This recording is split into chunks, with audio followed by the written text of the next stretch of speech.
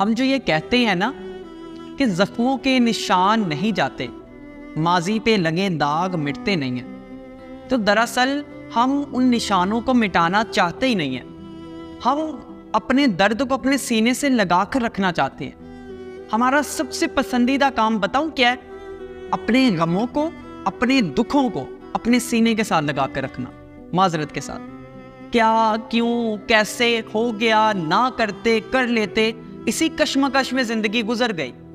دنیا میں شاید ہی کوئی انسان ہو کہ جس کو کوئی دکھ نہ ہو، جس کو کبھی غم نہ ملا ہو، لیکن وہ انسان جو غم کو کھا جاتا ہے، ریپیٹ کروں گا، وہ انسان جو غم کو کھا جاتا ہے بجائے اس کے کہ جس کو غم کھا جاتے ہیں کامیاب ہو جاتا ہے۔ انسان تکلیف سے گزرتا ہے۔ رومی کا کہنا ہے نا کہ تکلیف کے راستے سے گزرنے کے بعد ہمیں روشنی ملتی ہے، بصیرت ملتی ہے، نئی زندگی ملتی ہے۔ اور جب انسان مشکل سے گزرتا ہے نا تو دو کام ہوتے ہیں۔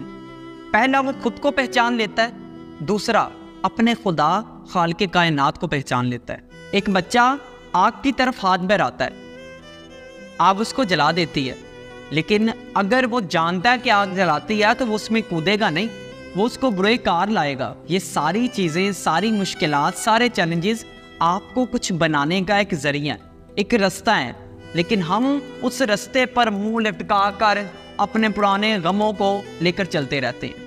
میں یہ نہیں کہہ رہا کہ آپ اپنے پرانے غموں کو چھوڑ دیں گے تو کوئی نیا غم نہیں ملے گا، ہر رستے میں غم ہے، لیکن غم کو بھی انجوائے کرنا سیکھیں چیلنجز کی طرح۔ سب مرضی کے مطابق ہو جائے گا نا تو یقین مانیں زندگی بد مزہ ہو جائے گی۔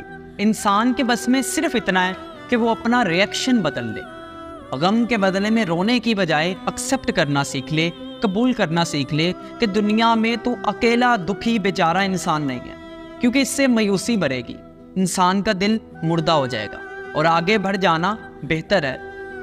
سفر عبادت ہے، اور زخموں پر امید کی دوا رکھیں، انہیں کھرچنا بند کر۔